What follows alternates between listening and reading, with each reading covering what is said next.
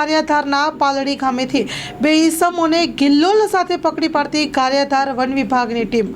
ગારિયાધારમાં રોજ 16:08ના સમયે સાંજે ગારિયાધાર તાલુકાના પાલડી ગામના તળાવ વિસ્તારમાં મળેલ બાતમીના આધારે રેન્જ ફોરેસ્ટ ઓફિસર જિજ્ઞાસાબેન સેત્રાણીયાની સૂચનાથી પાલડી ગામના રહેવાસી સુરેશ લખુભાઈ લુવારિયા તથા દશરથ હિંમતભાઈ લુવારિયા, જેઓ બંને પાલડીના રહેવાસીઓ છે, તેઓને ગિલોલ સાથે પકડી શિકાર કરવાના ઈરાદે ફરતા હતા તેમ લાગતા પૂછપરછ કરવા માટે રેન્જ કચેરી ગારિયાધાર ખાતે લઈ આવવામાં આવ્યા।